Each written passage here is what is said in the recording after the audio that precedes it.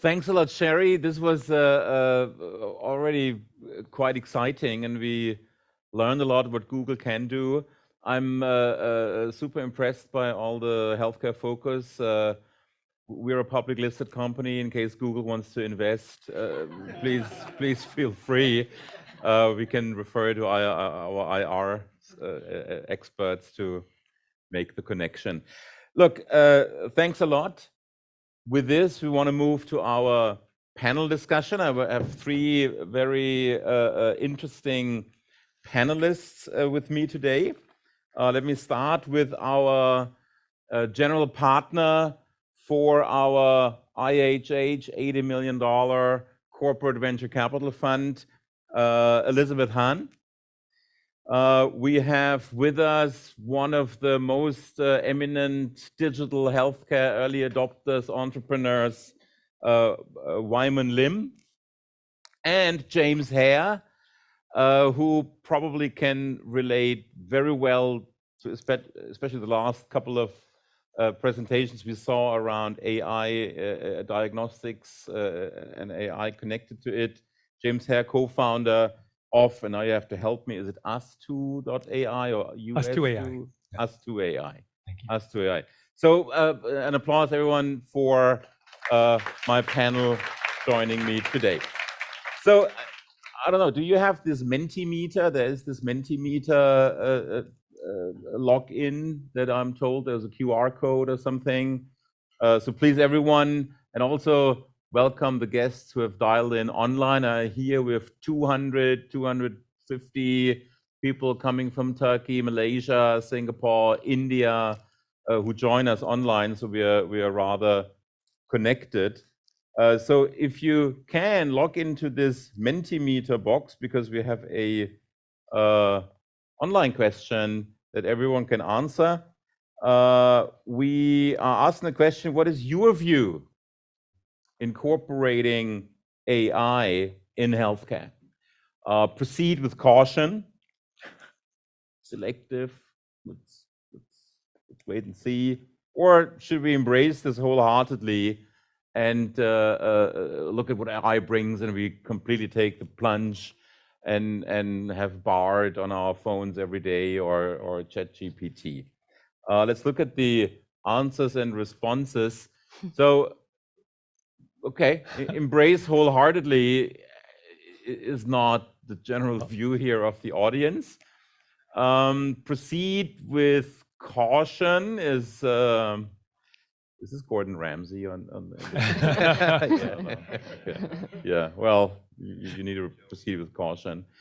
So it's interesting. A lot of people are cautious and are not as jumping on it as we would probably think of it, and as most people are excited about all this AI and chat. So let's jump right in and ask James, what is your immediate response?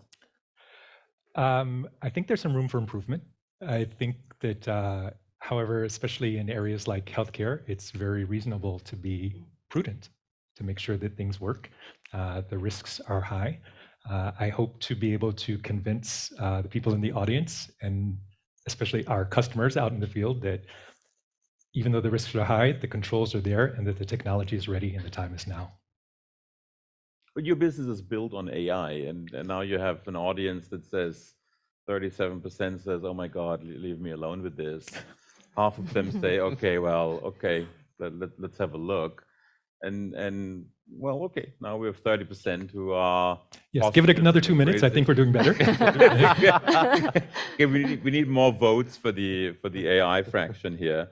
So tell us a little bit about us2.ai. What is AI doing for you?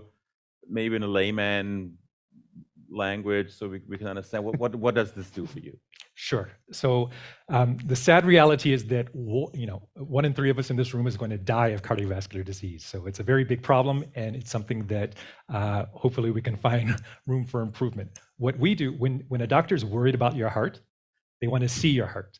And the number 1 tool for imaging a heart is echocardiography. Problem is, echo is manual, slow. They're huge. We've seen waiting lists to get echoes from months to years, depending on the region. And what we do is we bring an AI technology to automate the process, to take what's today a 30-minute manual error-prone process of reading and measuring images, something you'd expect, a 5-year-old kid to be doing, just tracing the borders of a heart to generate measurements. We automate the whole thing and turn it into something that's reliable, under a minute, and produces a complete patient echo report. You've mentioned before when we had our prep talk here the term leapfrogging. How do you relate leapfrogging to this technology, and what do you offer? I assume your clients are doctors, healthcare operators. How does it help them to leapfrog? So leapfrogging is when countries sort of skip over years or decades of technological development and go straight to the new thing. We've seen there are many famous examples, right? For example, payment rails, mobile payments, Alipay in China or M-Pesa in Kenya, leapfrogged over years of credit card technology payment rails to go straight to mobile payments. Mobile phones are a famous example of leapfrogging. Solar panels, example of leapfrogging billions of fossil fuel production. And so what we're doing, or what we see, especially interestingly here in the Asia region, is customers leapfrogging what have been many, many painful years of building and buying these huge 6-figure cart-based systems to image echo, then having people manually do all of the tracing, develop all that expertise. It's this sort of manual, expensive process that's led to places where, for example, in Hong Kong, we've gone to places where they told us there's a 4-year wait list for an echo. Or the UK, where it's notorious, the NHS shows a wait list of 18 months to get an echo. We see countries now leapfrogging over this by using mobile ultrasound, AI empowered, to then have anyone, not only just cardiologists, but nurses and novices, image your heart and automatically produce a complete echo report. In fact, there's a conference happening right now here in Singapore where we're showing for the 3rd time in a 3rd study cases where we had novices, people who, complete novices. So literally we gave them a 1-week training where the first day of training is, this is your heart, this is how you find it. The novices using a mobile ultrasound device and producing a report that's then the equivalent of the normal, and going to a patient's home to do the imaging. That's the equivalent of the standard care flow of going to the hospital, having the traditional workup. So that's what we mean by leapfrogging. And we see people using this sort of lower price points and more efficiency to power, not only just power their growth, but also literally have the world's best cardiologists in the palm of their hands. It's probably the nightmare of most doctors, thinking about patients coming to them, already having a view on what they have, because that's usually the doctor's prerogative to say, well, I'm diagnosing you, I'll tell you what you have. And now you have a lot of people coming to them and say, well, I already know what I have, and can you please prescribe me this medication? You are running, Wyman, you're running Doctor Anywhere. AI has entered your platform, I would assume, in one shape or another. What is your response when you hear such leapfrogging technology, and how does it impact your business? I think healthcare is something that's very wide, right? To push AI or to innovate the entire healthcare system, you really need multiple stakeholders, companies, to be in there to push it together, right? Obviously, there will be bigger companies like Google, so on and so forth, to lead the pack, to push it in a direction. But like James, right, going into something very specific, that can then help to create even more awareness and ultimately even more innovation in the whole space. So for us, we are adopter of AI, for sure, in some shape or form, like what you said. Not so much of being consistent with what everyone is talking about based on the survey that we did just now, right? Which is, mostly are still quite cautious about it. For us, how we see it is that in healthcare, health or patients' health, users' health is one spectrum of it. You have the doctor as well, and you also have the payer, right? So if you watch the video just now, you have seen, right? A lot of the questions are around, oh, my insurer, who's covering me, copay, panels, and so forth. And I'm sure IHH is no stranger to that as well. And I think AI, while I think just now the question when we ask is, should we leapfrog straight into using AI to manage our health? For a lot of us, I think it can be quite a scary to a good extent, right? Experience.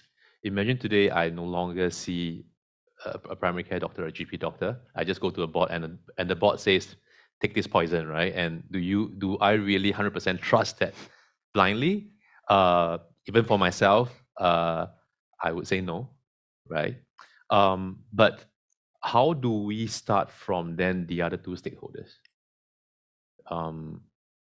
Helping the payer to have a better view of what's happening in the healthcare space, optimizing processes, operations, basically reducing the entire cost curve for the payer. And then that leads to affordability and how can we pass it back to the consumer. So that's an interesting one. Cost, and you mentioned cost before, James, on costs of utilizing a certain piece of technology, but you mentioned cost as well in your connection with payers, with insurance companies. How does that work? Do you use what type of technology do you use to make a claim process easier? And is it easier ultimately, or do you just employ a lot of people in the background? And it depends on how you define AI, right? It can mean a lot of things. It can be human and enabled as well. Now, I think that generally in the insurtech, in the insurance space, a bit quite similar to healthcare. I think the innovation bar is still very low, right? It's even when we look within our own space, right? So for Doctor Anywhere, for DA, we do own a business, what we call a third-party administrator service. So we process claims for insurers and so forth, right? We bought that business a few years ago. Even today, when we look across the space, we still see that it's extremely manual. You won't believe it, right? There are army of people just looking at the claims and then filling up the going into key in the details and so forth. And when I relooked at our own system recently, when I say recently, that was probably more beginning of last year. I basically said, guys, this cannot be status quo. It doesn't work for me, right? Because what's happening is that there is no scalability at all.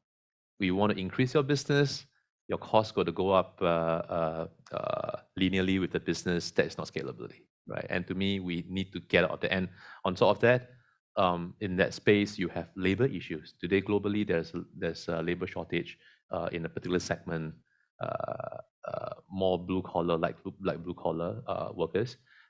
It becomes unreliable, inconsistent, inaccurate, right? And the cost is creeping up as well. So for us, it's like a total rebuild of the entire system to also prepare us for future state that now we can we turn around simple claims within two seconds instead of taking 15 minutes to do it, right? So that accumulation of the processes overlay with AI is possible right now. Great. Yeah. That sounds and it resonates to what we in IHH, of course, also experience. Elizabeth, how do we apply AI? Do we have an AI-driven billing system, or how does this work? What would be your view on AI and IHH and how we adopt it? Yeah, so I'm overall very bullish on AI. And I think to your question, yes, we do have an AI-enabled billing system. So if you are ever an IHH patient, please try it out and let us know if it's pretty accurate. But I think we obviously work with a lot of doctors, and we often get two very different reactions. One is oh, I think AI is going to absolutely replace my profession, or at least a number of people in my profession, just not in my lifetime, right? So I feel pretty good. And then we have another extreme, which think that basically, I don't believe in it. I don't think this is ever going to work. Right. But I think overall, as a healthcare group and as a hospital system, I think we understand that there are obviously limitations to what AI can do. And as we saw in the video with Google, right, even with technology today, there's some things that technology cannot do. So until AI can actually sign off on a radiology form, until it can actually replace the diagnostic piece of it, I think we will always be in this world where we see AI as a great complementary tool to what physicians can do, right? And that's why we're very excited to partner with companies like us too and Doctor Anywhere, because they understand that AI and technology is a solution that needs to be embedded into existing workflows, into what doctors do today in their practices. It comes to the question of and James, as maybe because you are offering one of these solutions, a diagnostic solution. It comes to the question of reliability and accountability, and that's the fear, right? I put myself and my heart into your app or into your algorithm, and then you're telling me this is what you have, and but is it reliable? And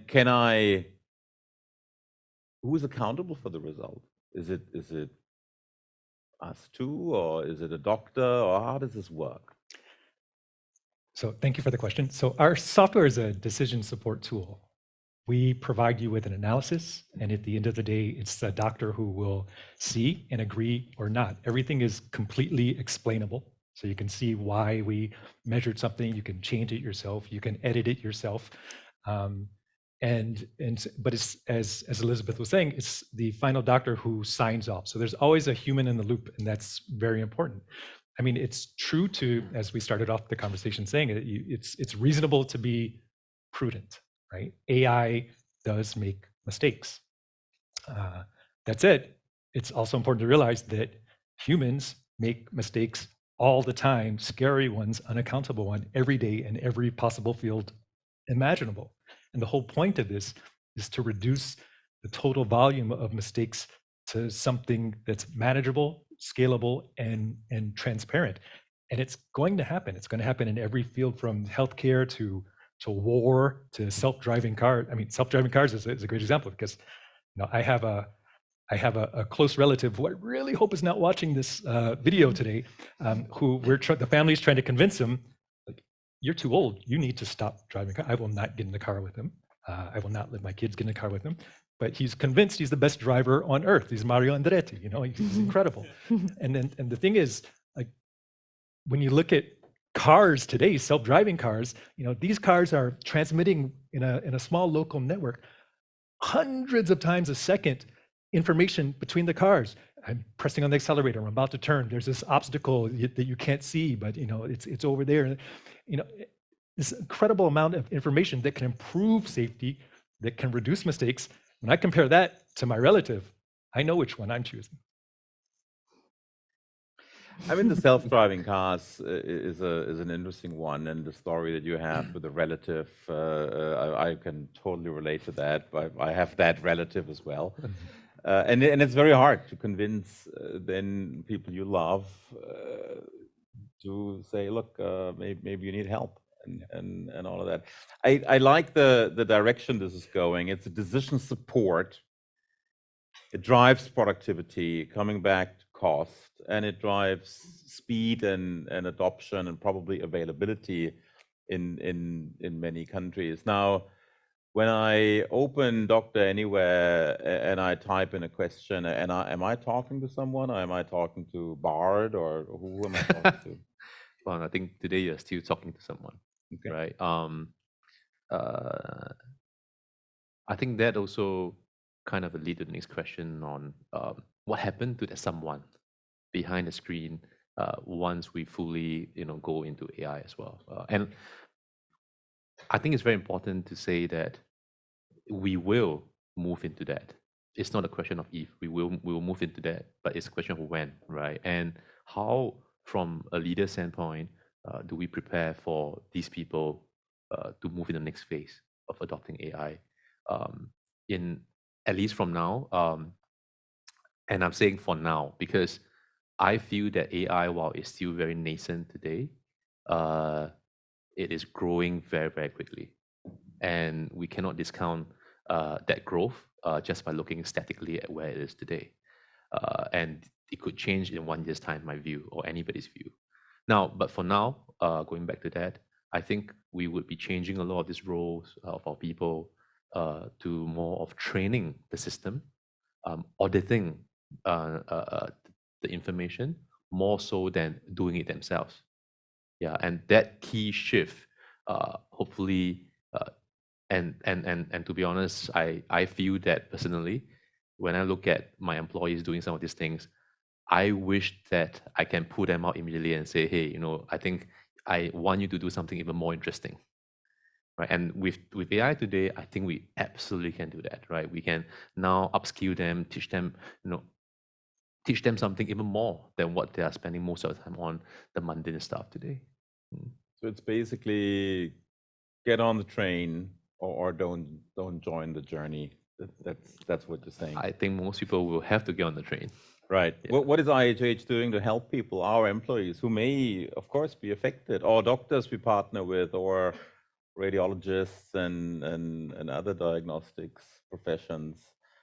What are we doing to help them on this journey? Yeah, so I think one of the great things about technology is, and why we're investing in so much of it, is that we see it as really a great leveler, right? So it allows systems like IHH to really expand and push outside the four walls of our hospitals and clinics and reach people who may not be our patients today, right? So we really see AI as a great medium for that, because whether it's through tools like Us2AI, Echo software, we are able to reach patients that may be in second to third tier cities in India, right? Who now can get an echo in their homes and then be referred to one of our hospitals if they really have an abnormal scan, right? So, on the patient facing side and with doctors, we are obviously working very closely with them, whether it's in radiology or other specialties, to see how we can have AI be a complement to their existing practices, help them reach out to more patients,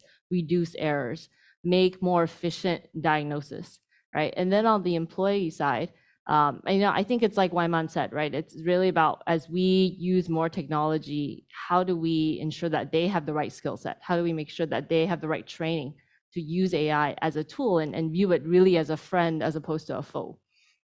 I like that theme to basically also play it back to corporates like IHH, to say, look, you play a role and you have a role in helping your employees, helping your partners adopt this, come on the journey with us, and maybe reduce adoption risks or adoption fright in this process. Look, I want to highlight to the audience.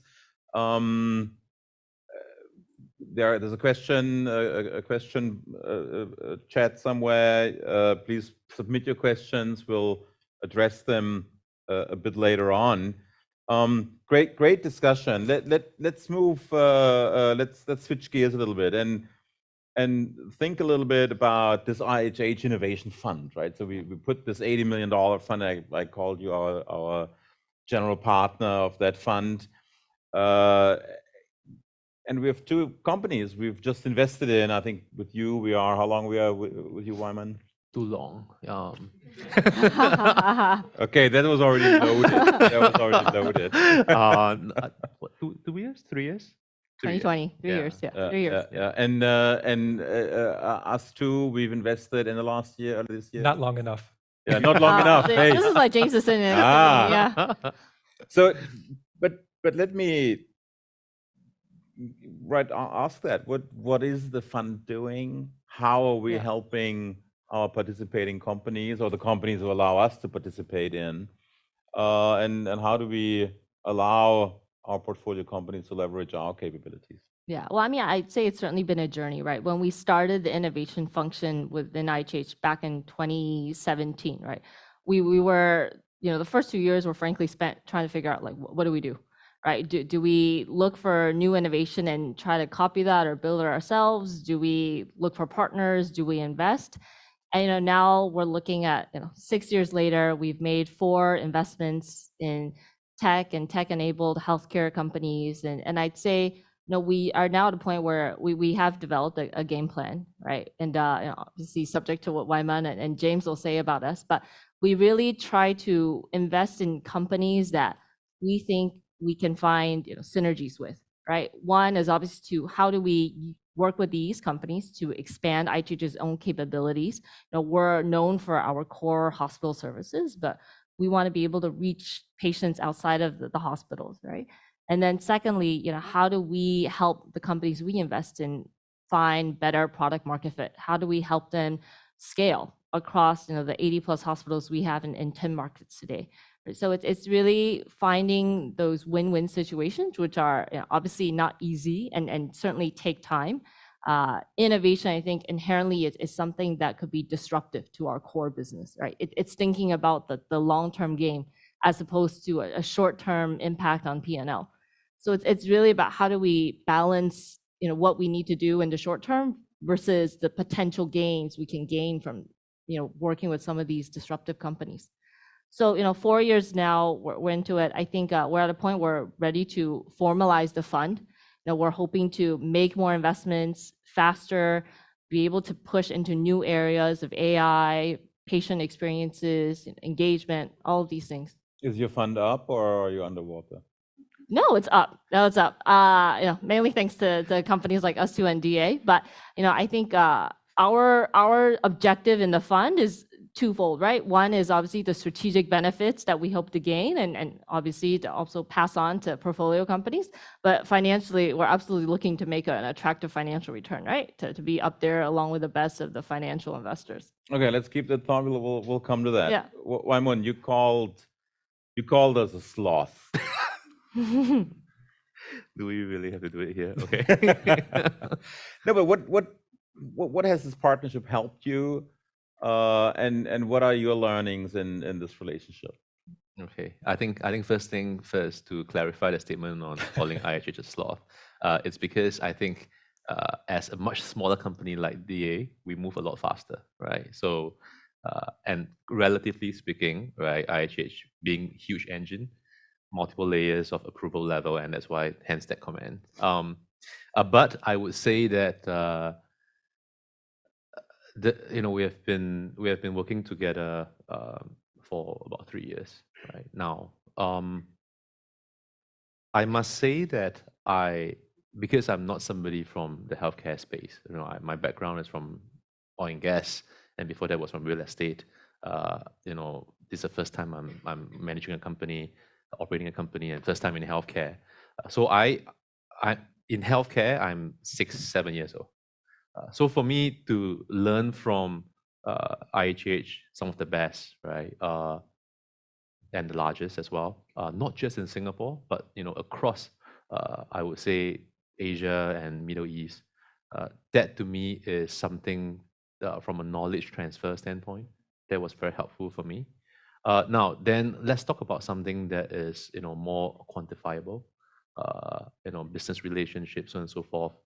I think we have also been able to find very good,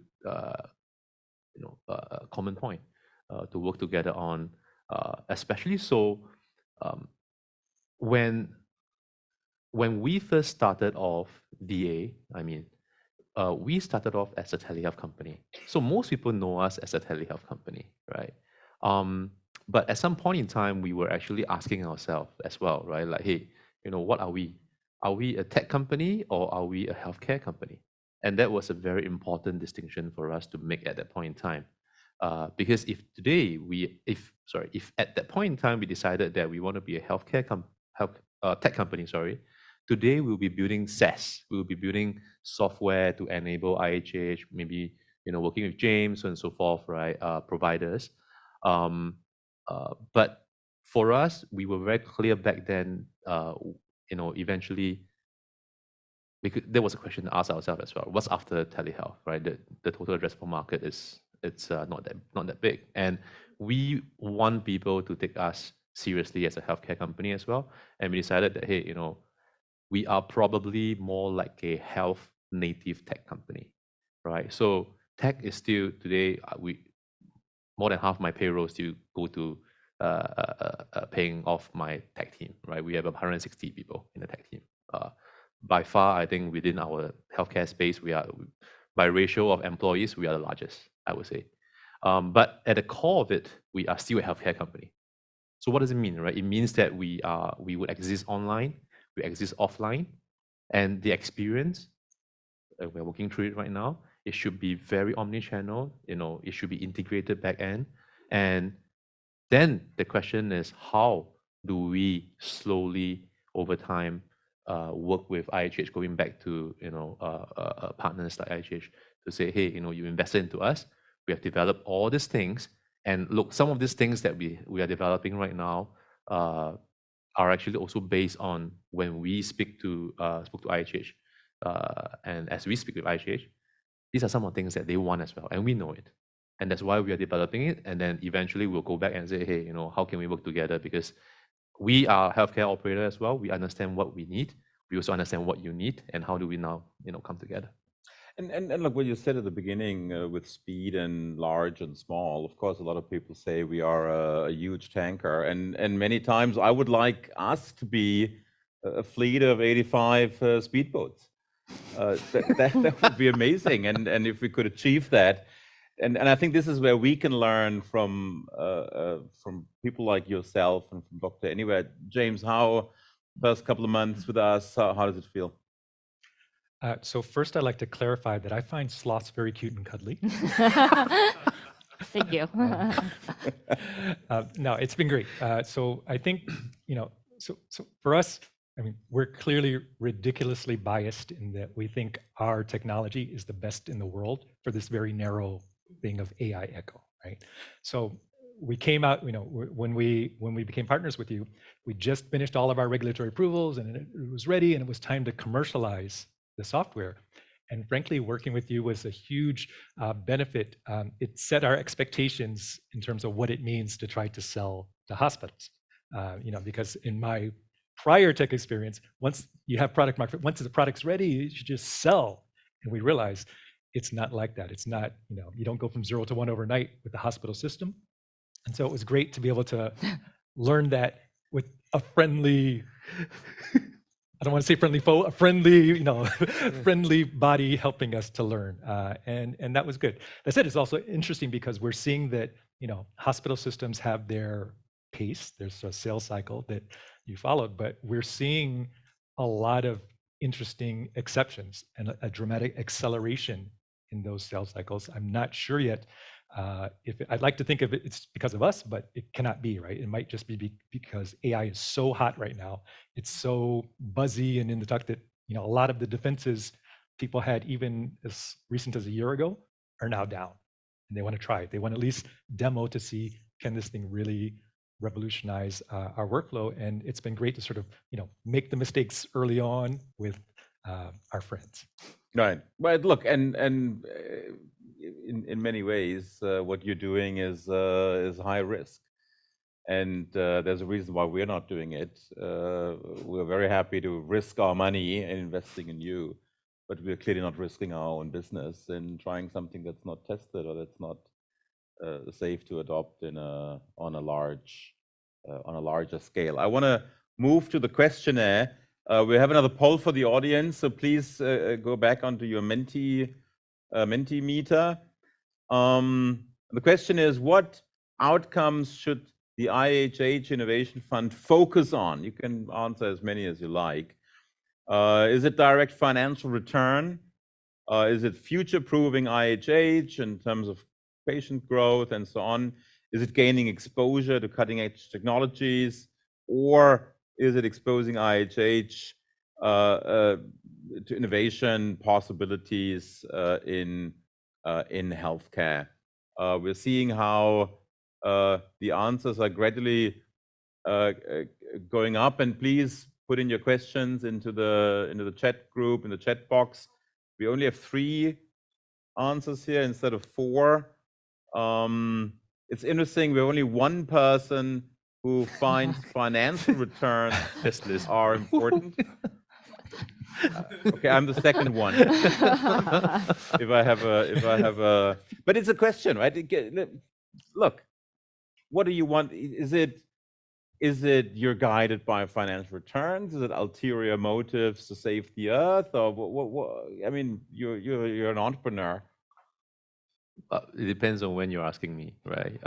So when I say, I really mean it seriously. When I first started off without a lot more understanding of the space and so forth, sure, right? I mean, it was definitely a lot more on financial returns for myself, for my shareholders, and so forth.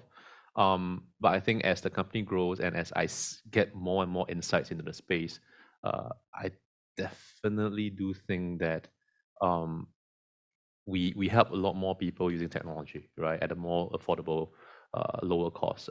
That's something I always share quickly. That during pandemic, and this is a story that touched me as well, right? If you remember, during those time, hospitals were all closed, and we actually had, and I know this because there was a long email that came in from one of our Filipino users, right? She was stationed in Philippines, and she said that, hey, thank you so much. Without consulting on doctors from Singapore, I don't know what's going to happen to my kid, because my kid was bleeding from the ears, and the doctors were not allowing us to go into the hospital. So she then spent $20 to see a doctor in Singapore for advice. And the doctor said, oh no, this one, just go to the pharmacy, buy this medication, and you should be okay. And to me, serving her that far away, back then we were still not operating in the Philippines, right? And that is something that really touched me back then. And to me, and that changed my whole perspective of how, a healthcare company, private healthcare company especially, right? Although end of the day, I think we are all still monetary driven, right? But there is a care component to it that we cannot ignore. So that's the purpose Yes. element in being in this business, in the healthcare space. What is your exit horizon, James? My exit horizon. Okay.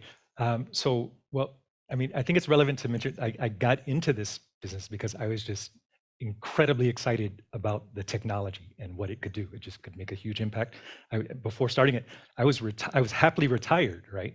But seeing the advances imaging AI was taking and what it could do to healthcare, I literally could not sleep anymore. And it's just the stupidest thing in the world to be retired and not sleep. And so we started this business.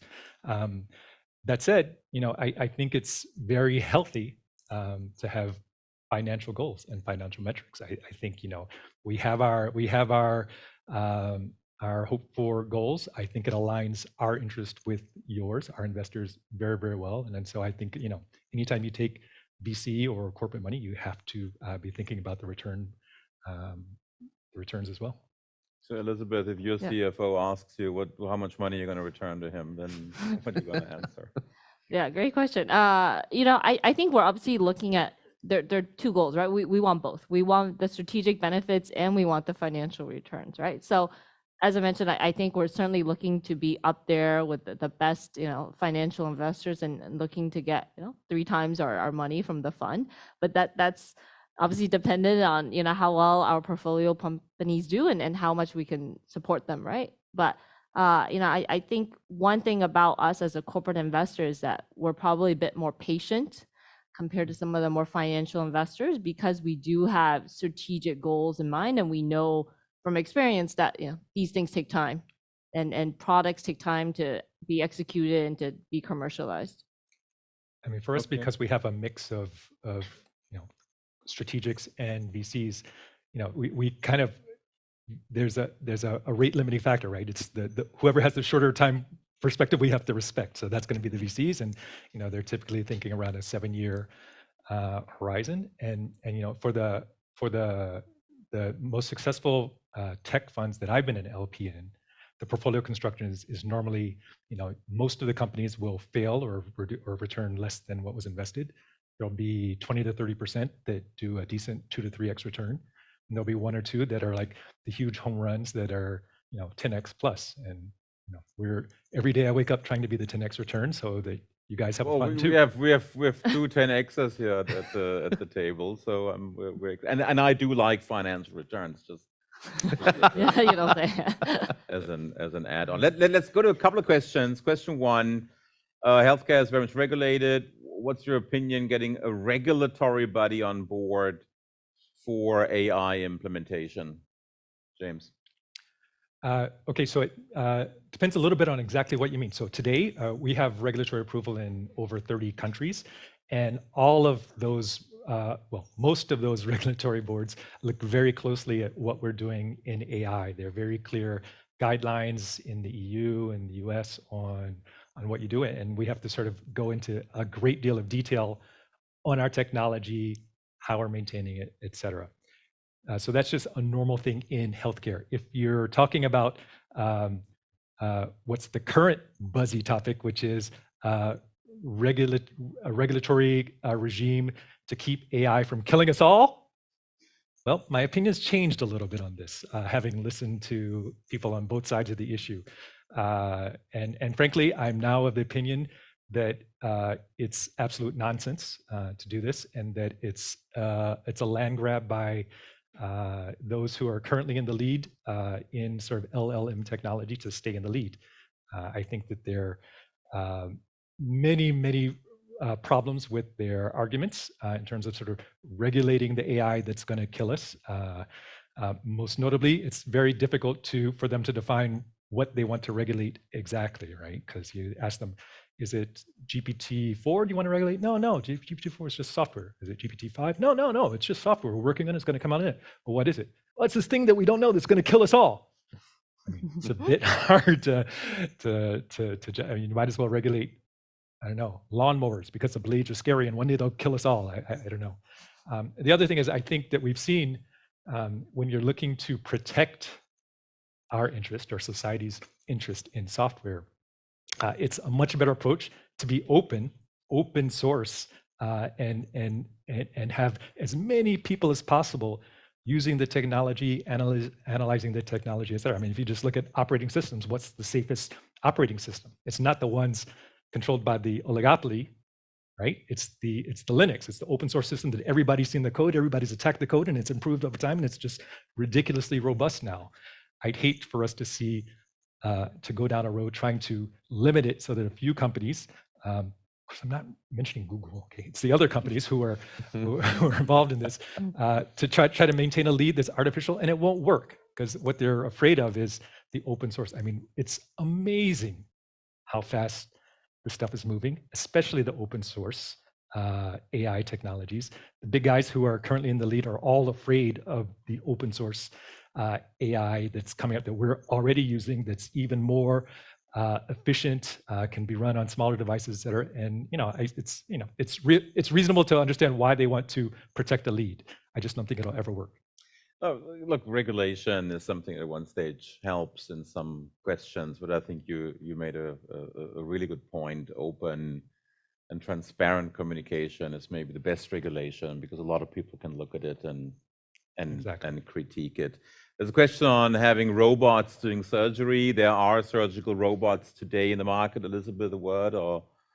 Yeah, so I think, yeah, we already have robots that are, we're using to perform or assist surgeons with surgeries today. There are companies like, Intuitive Surgical with Da Vinci and other surgical robots already. But I think what's more interesting, actually looking at robot applications outside of surgery, right? So if you think about other patient services, whether it's helping deliver the right medication to a patient in one of our wards, or helping provide laundry services, right? And food and delivery services to patients. I think those are other applications where we're already seeing robots being used today, especially in F&B and retail, that we can hopefully also see in the healthcare setting as well. Question here from the room. You're all not on online. Any questions here in the room? Okay, very quiet. Well, the room's very quiet here. Let's go to the last question here on from the audience. China plans to regulate generative AI. Is there a big disparity in the future of healthcare in China and the West? What can non-Chinese companies do to tap into this massive market? Wyman. China as a market. Yeah, I still want to go travel to China, but I'm flying tomorrow morning. then you better not answer this question. Let me do it. I think the third question is kind of a link to the first question as well, right? Being regulated, so on and so forth. Now, I think it's probably better to discuss this from a more robust manner, right? Healthcare is not just very regulated; it's also very localized. It's also very regionalized. Let me explain. Um, a lot of generative AI today, so on and so forth, right? Research, they are, and the data being fed into this system, they are also using a different body type from us, right? For you, you have nicer hair than mine, right? Mine's black. We are totally different race altogether, right? We have different genetics, right? And what do we feed in there to spit out, an outcome is also very different for a training purpose, right? And because of that, um, I think it is good for us to actually look at it from a more localized in a region, trying to categorize some of us in the same basket to be more meaningful. And then from there, I think so one step back, right? Just now when you saw the video on Google, right? It's very futuristic. It's a lot of what if, right, as well. But I think end of the day, Google can only develop a tool to a good extent. But then back to your joke to Sherry about, hey, we also healthcare company, right? Invest in us. There's some truth to it. If they want data to feed and generate something that becomes useful in their tool, they need data, right? And then the question is not about regulating AI itself, but the question now is how do we regulate data transfer into this AI system to spit out something that's useful for everybody?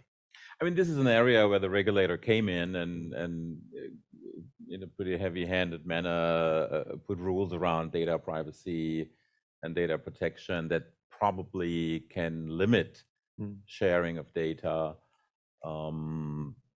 where opportunities exist for patients or for consumers to improve services, but sharing has not become easier over these last couple of years.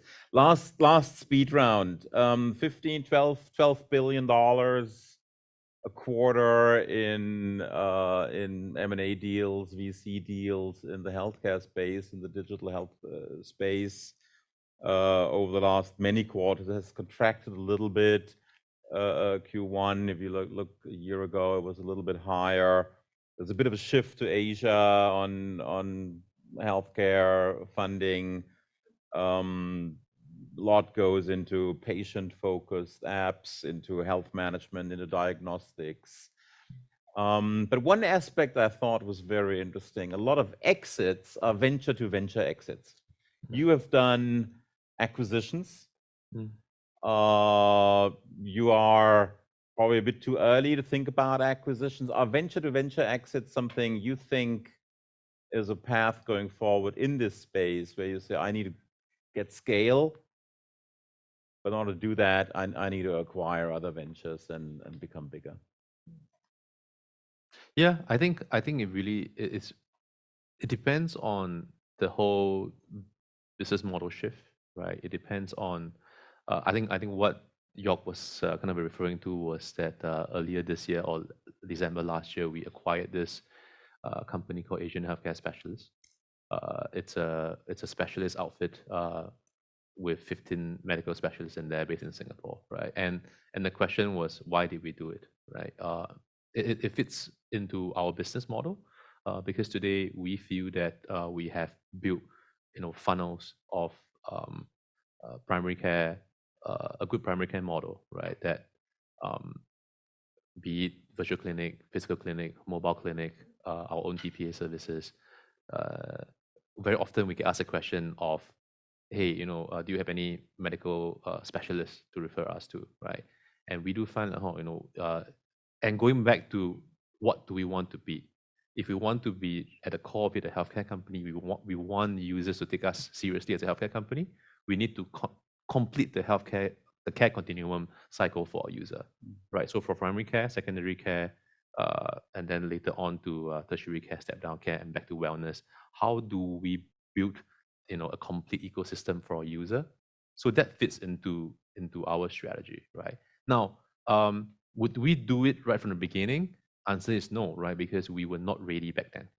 Right. We know very clearly that we have to build out the entire funnel first before we do this, and the other way would not be true, and the other way would not work. So established venture companies are acquiring businesses, and you are one of the examples, James. You have some knowledge on the heart. How likely is it that us two will go into lungs, into the brain, into knees, into eyes, into other topics? So extremely likely. We've already started with other organs of interest. The beautiful thing about the heart is that it's the hardest organ. I mean, it's jumping around and moving. So once you've nailed the heart, all the rest is easy. So we do have other stuff already in the works, and we've actually already submitted our B2 regulatory release, but it's actually going after the hearts. There's a lot there. There are many disease targets, but even as we expand into other organs and areas of interest, I think it's interesting. I mean, maybe I haven't made it clear yet, but I love AI. And we are just all in on AI, but we dog food it, right? So not only am I trying to convince you and customers to use AI, but we ourselves as a company we've completely drunk the Kool-Aid. So, I mean, literally since February, my daily activity has completely changed. The way what I do at work has changed because of AI. The people in the company, our key members, all of their quarterly objectives you better be using AI more. And if they're not, I know it's a person who's just not going to make it. And so the reason why I'm bringing this up is because we're so optimistic about the productivity gains that you can get from AI because we see it ourselves. I mean, every meeting that we do, no one even takes notes anymore. It's some AI thing, taking all the notes and automatically sending everybody action items, et cetera. Our engineers are using AI to do the coding. That as we expand into other organs, as we expand into other things, I have zero intention of increasing the size of our company. So for scale, I'm counting on productivity gains, AI-enabled productivity gains to grow and scale as we expand globally. And I think that those same types of productivity gains can be captured by hospitals for their patients. That's pretty amazing that you say, even as a startup, you're already thinking about productivity and how to grow through productivity rather than adding a lot of more people. Last question from online: how will public healthcare evolve with tech? Is this a space IHH can explore? Your last words for you, Elizabeth. Yeah, so I think obviously public healthcare, different markets are already adopting technology, right? In Singapore, we have the National Electronic Health Record System, which is, in place. There are initiatives to help patients like Healthier SG, which not only incorporates, the in-person care, but also remote monitoring and being able to do follow-up with patients, in their homes.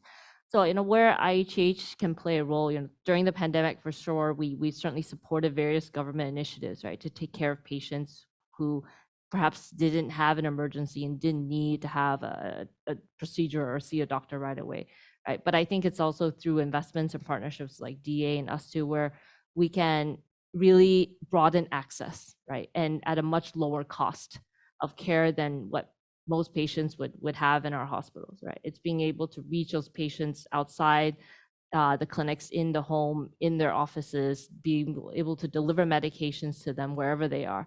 So I think that's probably the area where we will spend more time focusing on is working with other startups to be able to deliver care and provide care to patients that maybe are not patients of ours today.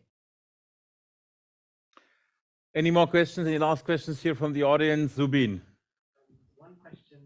So I'm a practicing clinician and I'm a big time AI and health tech advocate like James.